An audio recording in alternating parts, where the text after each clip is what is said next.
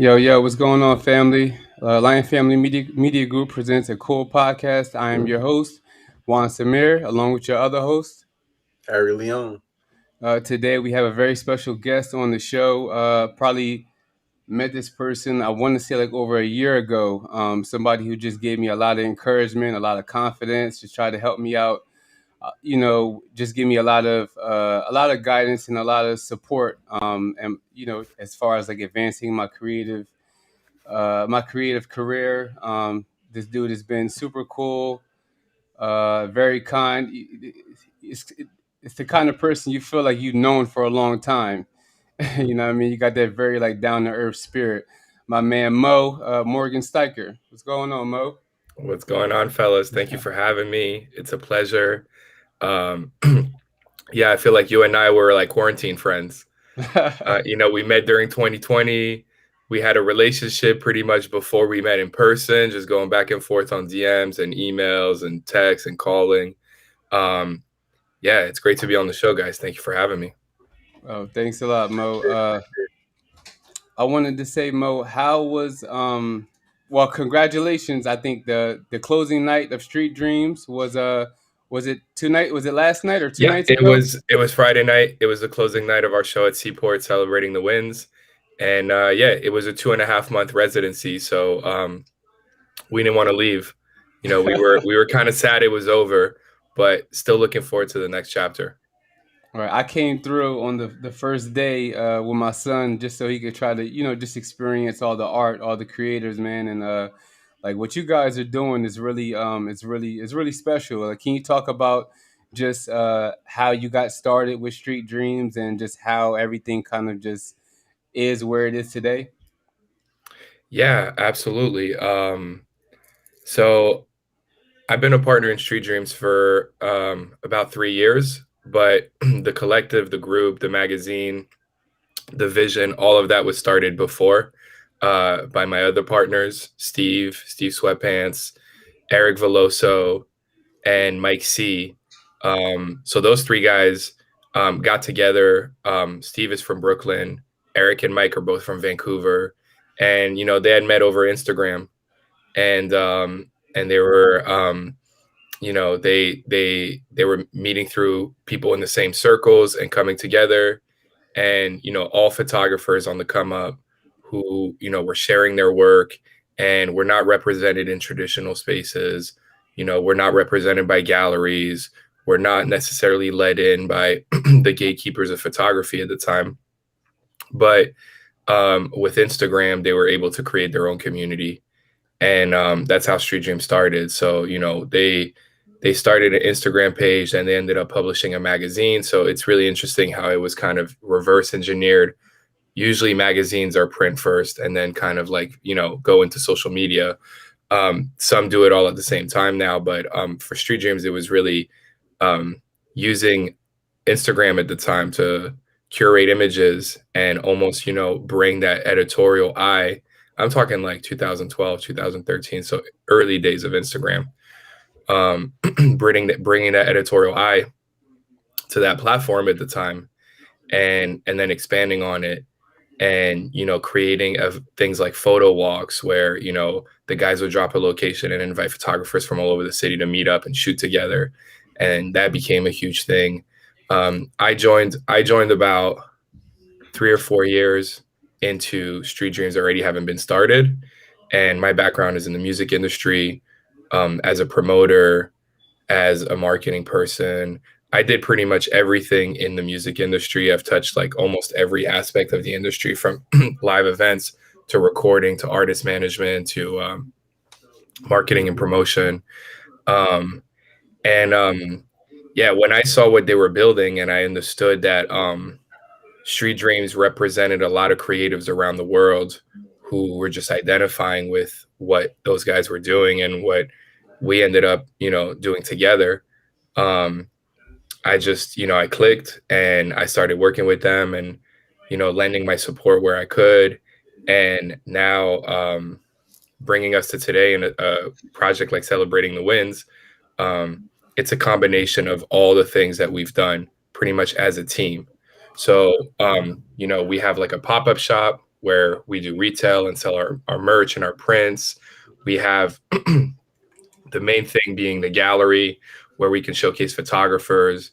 But then we have a bunch of events, like we have Street Dreams Radio Day. So Street Dreams Radio is something we started last year, in 2020, actually during quarantine, as like weekly radio mixes. Um, we opened Steve's Flea Market, which is kind of like our vision for retail. Um, and yeah, that's kind of what brings us today, you know. Cool. Hey Mo, I got a question for you, man.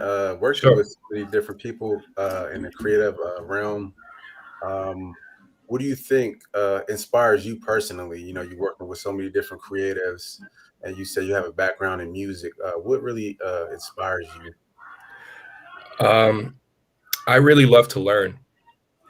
You know, I love to. I'm not a specialist. I'm a generalist. So I like to touch on a lot of things.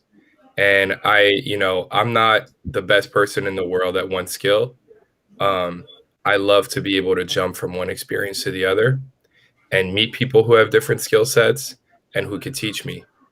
You know, I bring that day one energy in everything I work. No matter what I've accomplished, when I'm doing a new project, I'm ready to learn. You know, I'm taking on a new project because I feel like it's going to add another chip in, it's going to add like another element to my toolkit. Right. I want my toolkit to have every possible tool when it comes to arts and culture, or even outside of arts and culture. You know, I'm down to learn how to open a restaurant or work in any other industry. But yeah, what motivates me is just being able to accumulate those experiences. You know, because my vision of my dream project has music, art, food, financial literacy, community stuff, everything. So I love to be able to, just expand my palette and experience as much as possible and learn as much as possible. That's dope. Um, I was gonna say I just get really inspired by what you guys are doing at Street Dreams, because like you said, you guys are doing like radio, you got the magazine, you got the photographers, and I mean like these are like some of the elite. You know what I mean? Like just the creme de la creme. You know what I mean? Of like just artists, and then just on the filmmaking side, it's just like how is it just being around just so many just creative people? Like how does that how does that make you feel? It's incredible, man. It's a blessing. It's an honor. It's a privilege. It's a joy. It's something sometimes I don't even know how to put words to, because yeah, like seeing these guys are all my friends. So seeing my friends excel and do successful projects that are creative and push the boundaries, um, it's what it's all about, and supporting each other and being able to cheer each other on is a big part of it. And, there's even a competitive nature to it where even though we're all friends and we all support each other, who's gonna go crazier? Who's gonna drop the craziest photo? Who's gonna, one up the last thing that we just did? Who's gonna go even harder? Who's gonna do a partnership with this brand that everybody else wanted to work with? Or who's gonna, our boy Pierre just shot for J.O.O.L. When it comes to the rap game, that's pretty much as good as it gets. And, that same day, I think my boy Joe was shooting an ad for Ferrari. And I'm like, damn, well, when it comes to cars, that's as good as it gets. And those two things can happen in the same day. So, yeah. And, I've also had the privilege to know these guys for a couple of years before they were getting these kinds of wins. So seeing their journey coming up, we're all inspiring each other, and everybody's on their own thing. Everybody has their solo project, but we're always going to come together as a crew and a collective to support each other, compete with each other, inspire each other, motivate each other. So for me, yeah, I mean, it's amazing to be around that energy, because I get inspired. And I start looking around and being like, all right, well, once, if I have an idea for something, I know who I'm going to use for this. I know who's good at that. And just being able to see all these guys flourish in their own craft and have the ability to potentially partner with them or collaborate with them. um yeah, it makes me want to just also do my part in putting up some numbers. Yeah. Now, Episode is brought to you by Peerspace. Peerspace is a peer-to-peer marketplace for booking space for events, meetings, and productions. Launched in February of 2014, Peerspace is a privately owned company operating in the San Francisco Bay Area, Los Angeles, New York, Chicago, Austin, Seattle, and Washington, D.C. yeah. So Mo, I was gonna ask you a quick question, man. You talk about some of your wins, man.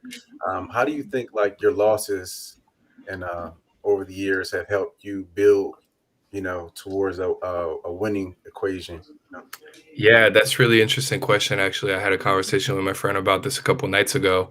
um those experiences, the quote unquote losses, are more valuable than the wins, because you don't get the wins without the lessons.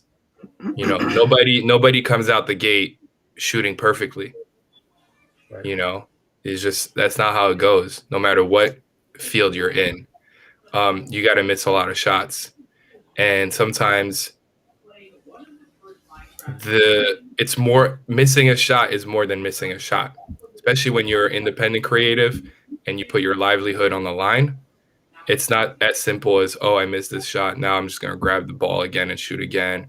Or, hey, I just missed this gig, but like tomorrow I got another gig. It's not always like that. I think the hardest L's are actually the most important ones, because when something really goes wrong, and let's say you lost a lot of money, or you wasted a lot of time, or you had a really negative experience in a certain situation with someone. um, all these things are going to help you make sure it doesn't happen again, and teach you what to look out for, so that the next one does work out. Right. So for me, like, yeah, there there's there's always that time when you're a little in shock when something wrong happens. You're not going to find that light right away. You just got to, sometimes you got to take that L quietly, and you got to sit with it, and you got to just realize, like, I don't know what the answer is. Like, I don't know how I'm going to turn this into a W, but I'll figure it out. I don't need to know today, but at some point, and that's happened to me a lot. There's been things where I look at negative experiences I had 5 or 6 years ago, and I go, well, if I look at my overall journey and where it brought me, those terrible times where I wasted a lot of time, sometimes months, maybe years, still brought me to where I'm at today. Right. So, I have to, I have to acknowledge them. I have to acknowledge them, and I have to also, another thing I speak about a lot with friends is just not being afraid to fail. Sometimes, especially as creatives, it's like we have these amazing visions in our head, and if we can't complete the vision we have, it's not good enough, and we're not going to put it out, or we're not going to shoot that shot. And we have to remind ourselves sometimes, like, it's not that serious. Other people don't care as much as you do. And sometimes, like, trying something is a win, even if what you do doesn't work out. Right. You know what I mean? Um, I think about that a lot.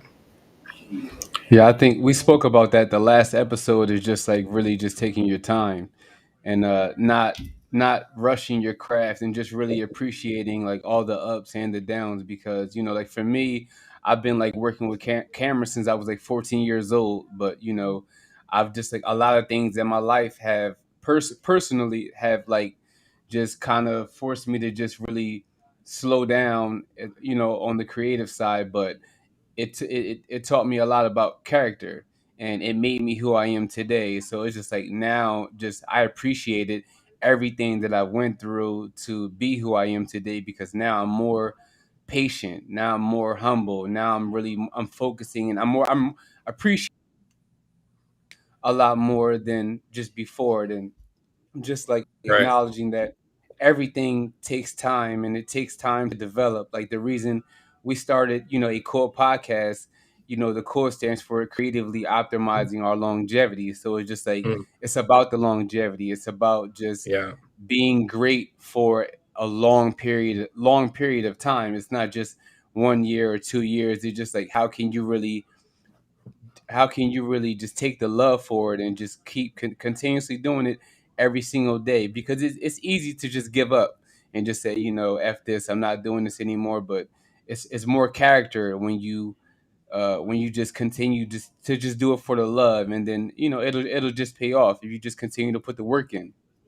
absolutely. I couldn't agree more, and like sometimes we got to take the pressure off a little bit also and just be like, look, if I pursue something and it doesn't work out after 6 months, it's all right. Of course, I'm going to do everything I can for it to be successful. But in my mind, I always, even if some people might think it's negative or pessimistic, I have a detachment in my head where no matter how much time I spend on something, in the back of my mind, I'm like, this might not work out. And if it doesn't, it's okay. It's, I'm going to get back up and do something else. And if anything, I learned something along the way. So that's why, you asked me your first question about, what motivates me, and it's learning, because I look at every experience and every opportunity as if I learn something, whether or not it ends up being successful or whether or not it ends up making me money, it's going to be a win. Right. You know what I mean? Let's say I work on a project and it turns out 3 weeks in, I'm like, man, this person's toxic. Yo, I can't work with them. Like, it's a mess. Like, you know what? I'm going to walk away. But if at the beginning of it, I evaluated the opportunity and I was like, oh, this person might be a little crazy, but like what they're doing is interesting. So, you know what? I don't know if I'm going to end up working with them long term, but let me just take a look and see what's going on, and see if I could learn something. And then sometimes I do that, after 3 months. And there's always a little bit of a disappointment where you're like, damn, we launched something, but it didn't work out. Or, we put out a project and it just didn't hit the way we wanted it to. If you start obsessing over this, you're just going to freeze, and then you're just going to try to make everything perfect. And it's just, once you get to a certain level and you have to work with other people, it's not everything's going to be perfect. If you want to achieve greatness and you want to accomplish a lot of things, you have to understand, like, not everything you do is going to hit. You're just going to have some stuff where it was a great idea, the team came together, but for some reason it just didn't work out the way you wanted it to. And people can get wrapped up in a lot of negative emotions around that.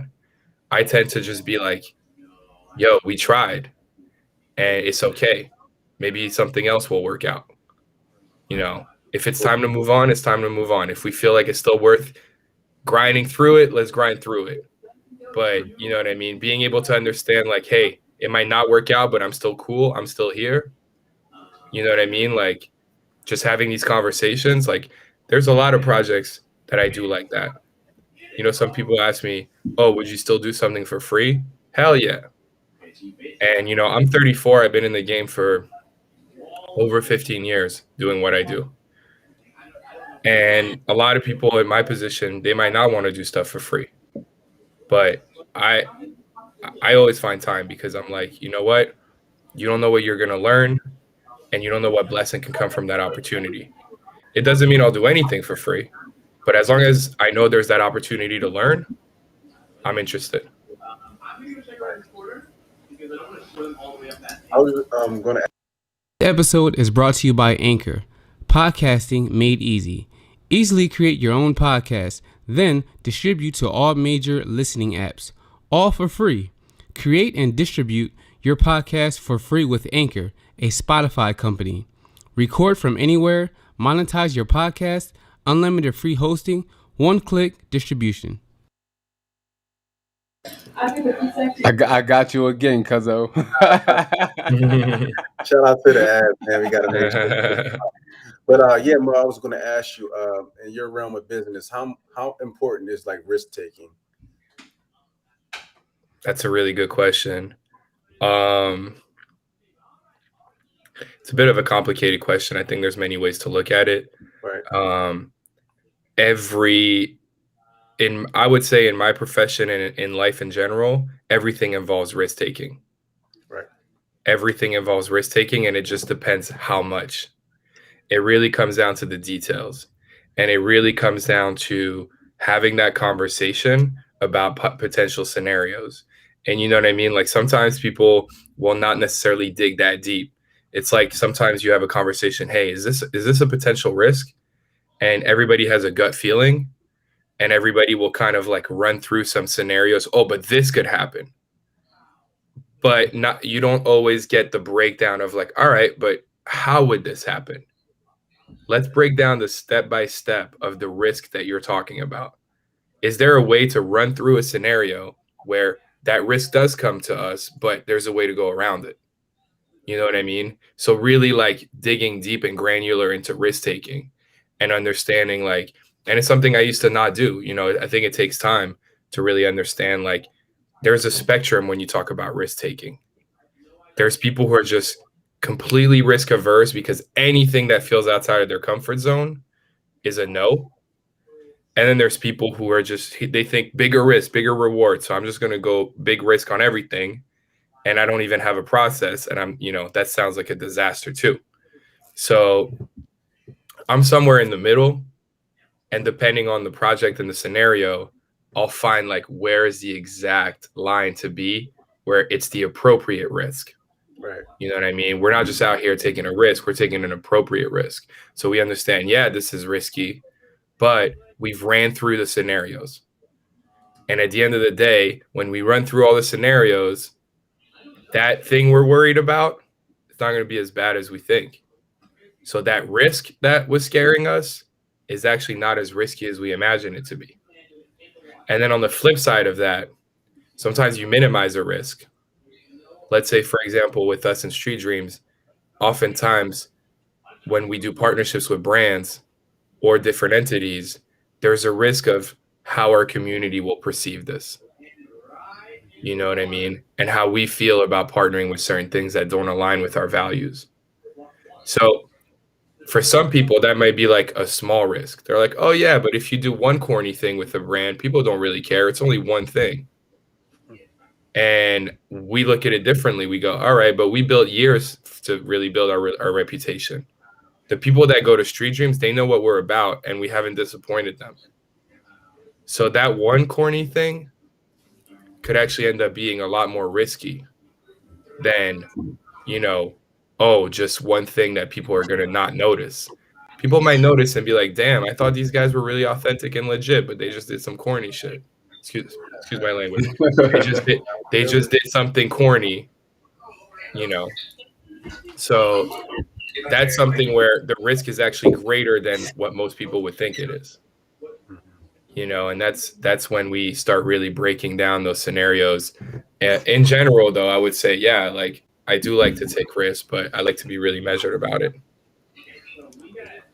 So when you guys are like making those kind of decisions, how is important like for you guys as a team, coming together versus it just being like one person calling all the shots? Do you think that by you guys working together as a team, does that make it a little bit easier as far as like all the decisions that you guys have to make for the brand? Yeah, we obsess over that stuff and we think about it all the time. And like, there's decisions we make as a team, and then there's subject area decisions where it's my subject area. Trust me with this.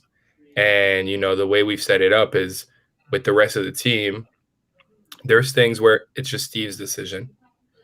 And there are things where Maria, who's also on our team and one of our partners that I forgot to mention at the beginning, she makes, she has her subject area and makes those decisions within that subject area. I have mine. So does Eric and Mike. So we have a balance. And then there's certain big decisions that have to be done as a group. So basically you kind of, you have to delineate that as a team and say, which are the decisions we make as a group? Let's say bringing a new partner, or let's say signing a big partnership that's going to be like a really big thing. Those are decisions maybe that everybody has to agree on. But then there's like, a production decision that Maria has to make. we don't need to have a conversation about it. There are certain business decisions I have to make. I don't need to ask the team what they think. They trust me, and we're not going to spend time talking about it. We're just going to, everybody does what they're supposed to do. And for the big decisions, we come as a group. Being able to make that difference as a team is really important. Saves you a lot of time, a lot of conversations. Talk about your partnership with Dice, Mo. So with Dice, so Dice is an incredible ticketing company and discovery app. One of the most interesting companies in the music industry, and one of the most innovative ticketing companies ever to exist. So I started working with Dice about 3 years ago. First as a consultant, and then joining full time about 2 years ago. And yeah, I mean, my background is in the music industry, and a lot of the work I've been doing at Dice up until now has involved doing deals with venues and promoters around ticketing rights. So basically, just getting venues and promoters to use us for ticketing, and for us as a company to just help our partners sell more tickets. And recently, I've actually switched my position. My new title is Senior Artist Partnerships, and I'm now focusing more on Dice's relationship directly with artists and artist teams. There's no ticketing company historically that has really communicated directly with artists and built tools and products directly for artists. So that's one of the things we aspire to do. And then, with live streaming exploding last year, a lot of that stuff ends up being directly with artist teams. There's other services and avenues we want to explore, like merch. So when you buy a ticket for a show, why can't you also buy the merch and pick it up at the venue? A lot of things that relate to basically ticketing and the live side of the music industry, and working directly with artists on that. So that's what I do at Dice. Now, Mo, the next question I have for you is, man, we outside now. The pandemic is doing this, I guess, regression and digression. I don't know what it is. It goes from day to day. But Yeah, same here. how has the pandemic affected your industry? So the live industry was impacted very hard, as you guys can imagine, last year. Venues, festivals, promoters, completely losing business for over a year. And really being on the brink of extinction. And so for us, it was a really, really important time to support wherever we could and be helpful. And with some support from the government and things reopening, we're really happy to see that our partners are being able to go back into business. A lot of them, unfortunately, haven't made it. But the past year has seen so much change. The live stream stuff was really interesting last year. The live stream explosion. Live stream had always been around. I've been doing live streams since 2012, 2011. So I've been involved in that for a long time. But last year, it really, as everybody was home, it's all we had for a while. So that's what the music industry was. It was just streaming. Now that we're back outside, we're all really happy. We're also a little bit caught off guard because everything reopened so quickly, and now all the shows are selling out. It's a good problem to have, but it's also very difficult and overwhelming because everybody in the industry is going from 0 to 100. So there's like staffing problems.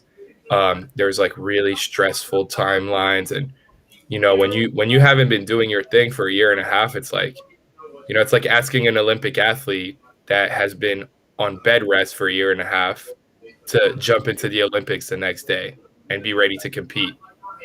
It's really difficult to transition that quickly. So we're seeing a lot of the industry just going through that. But like I said, it's a good problem because we want to come back and we want everybody to thrive and, be successful. So we're being as supportive as possible. But that's, if I could give you a picture of what the industry's been, it's been quiet for over a year, and then all of a sudden just booming again and trying to make up for lost time and lost revenue. Yo, I was gonna say talk about your early years, like growing up in New York, like, and how was it from your perspective? Yeah, man. So I grew up in the Bronx. You know, I always was in the culture, into the culture. Always that kid who was putting my friends onto new stuff. Always that kid at school who's like trying to get everybody together around something, starting groups, doing events. So I was doing parties in high school. You know, as soon as I graduated high school, started doing that after high school into college. Um, Bar nights, club nights, you know, putting on my own shows. I was a journalist for a while, so that was my in the music industry was really as a writer. I used to write for blogs. I used to write for newspapers. I um, I thought, that was the easiest way for me to get into the game, because you kind of like everybody goes through that. You get your first taste of like the life or the culture, and you start imagining, all right, well, how could I get involved? Like, where do I fit in? Um, so for me, it landed on writing and journalism, and I was like, I got a good pen. I know people do interviews with journalists, so if I could get myself in there, then I could have access to artists and I could get to shows. Really, the reason why I wanted to be a journalist is so I could get free tickets to shows. Because I heard about guest list and media list. This is when I was a teenager. I didn't know anything. So I'm like, oh, there's a separate list if you're a journalist and you get in for free. All right, let me try to do that.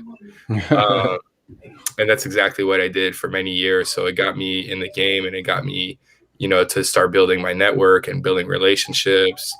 Um, at the same time, parallel to that, I was a promoter. So I was really kind of, developing one side with journalism, but also another side with promoting, doing parties, getting people to shows. And eventually that grew into like starting a little PR company. So I had a PR company for a while. I was working with a lot of different artists, a lot of different producers, a lot of different labels. This is in the early blog years when a lot of PR companies were like still thinking about traditional newspapers, radio. And I was like, I can get you on blogs. And that was like, interesting to everybody. So that was kind of like my calling card. Even though it didn't always work, I kind of figured out a system to, basically get music on blogs. Um, and little by little, my experiences kind of just developed. And, that was the beginning years was really about that for me, like starting with journalism and then learning to be a promoter and doing shows, really. Yeah, so you got another writer, another passionate writer. My cousin Harry's a passionate writer as well. Nice. That's Yes, great. sir. That's Yeah, cool. it's always cool to meet new writers, man. But I would say, what inspired your early writing in the earlier days? Yeah, a lot of books I read inspired me. Um, a lot of like also TV and film, and just understanding like, wow, all these movies are written by someone. So somebody's coming up with these stories. Right. Storytelling is really where it's at. That's how it starts. You just want to tell stories, and writing is one way to do it, where you could really dig into detail. So for me, yeah, I would say, the first spark, I was always a reader as a kid. Like I love books, I love magazines, I love reading. I love like, just digging for information. Like, and I'm 34, so all the stuff I'm talking to you guys about when I was a kid, like this pre-internet, when you really had to like go to the library. If you want to know about something, you go to the library, you find the books, you read about it. And through that experience, you also stumble onto things that you didn't think you wanted to read, and you discover amazing stuff. So that's how it started for me.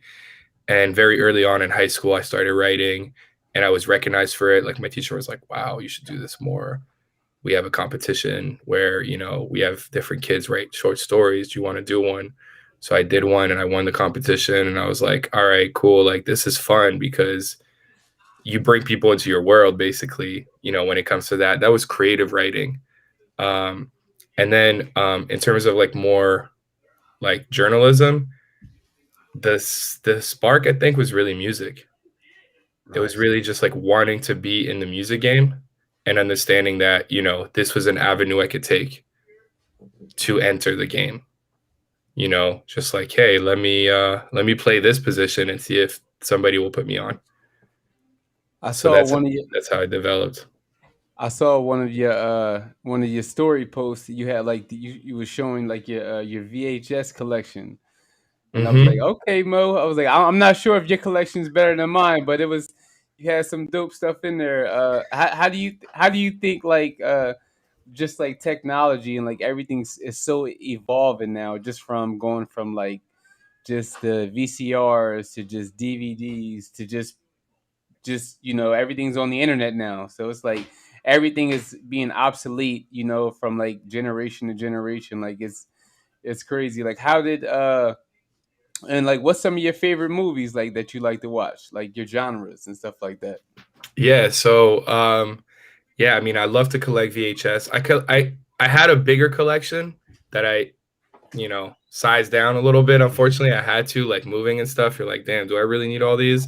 Um, I kept the ones that were like my favorites, and the ones that I was watching like at the time as a kid, like the Ninja Turtle movie, the first one, all time classic, one of my favorite movies as a kid. Terminator, like one and two, one of the best action movies of all time. I was watching a lot of Bruce Lee.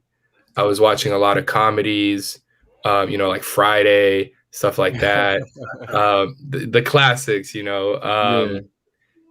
yeah, I'm a nostalgic. So, I collect vinyl. I have that wall you see right there is cassette tapes.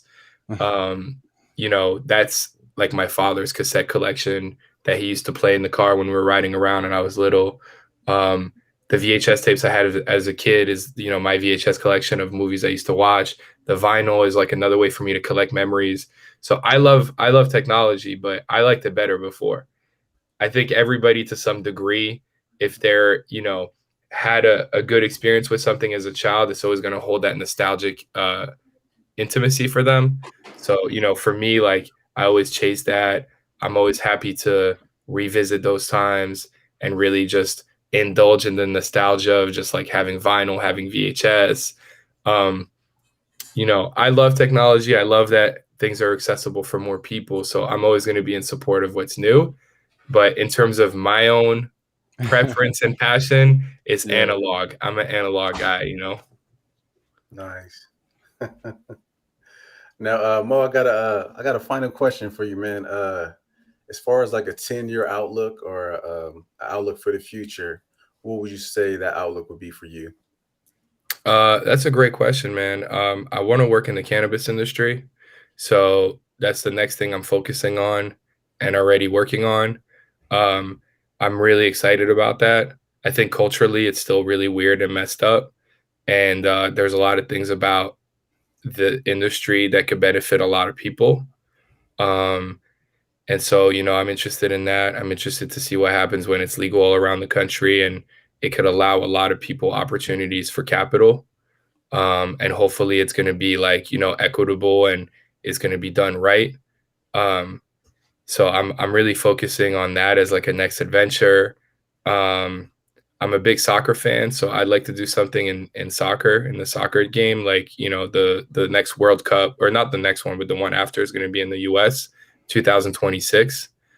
So um, like the World Cup final is going to be in New York. It's a long time from now, but this is my 10-year plan. Like I want to like figure out a way to get involved with the World Cup and figure out a way to work with that. I also want to work in the wine industry. Um, I love organic wine, natural wine. One of my best friends is a wine importer. He only does natural wines. So, I love drinking with him and I drink that stuff and I'm like, damn, I need to be selling this. You know what I mean? So, um, yeah, these are some industries outside of art and culture I'd like to touch. And, I want to write screenplays. I want to produce movies. So hopefully in 10 years, I'll be like at the Oscars accepting like an award for Mhm. best picture. So, Yeah, you'll get there, bro. You definitely got you got the grit, and you got the Thanks, man. determination. You know what I'm saying? You know, much success to you, bro. The quote for this episode is the desire to create is one of the deepest yearnings of the human soul. So that was a quote I found for this week's episode. Love that. Yo, bro, I just wanted to say, man, thank you, bro. Thank you just for everything, just for the relationship, the friendship, just kind of being like a mentor to me, just the advice. Let me know, man, whenever you guys have stuff going on. New York is like my second home, bro. Like No doubt. I try to come to NY as much as I can, whenever I can, and you know what I mean? Yeah, bro. Just let me know. I just want to say thank you for taking the time out to be a part of this show, and we appreciate you. I really appreciate it, guys. Thanks for having me. Much respect, Mo. No doubt. We're going when next time I come up to NY, we could probably get some of that wine too that you're talking about. You let me know when you come through, man, and I already got you. All right, bro. Peace. All right, man. Peace. Peace out.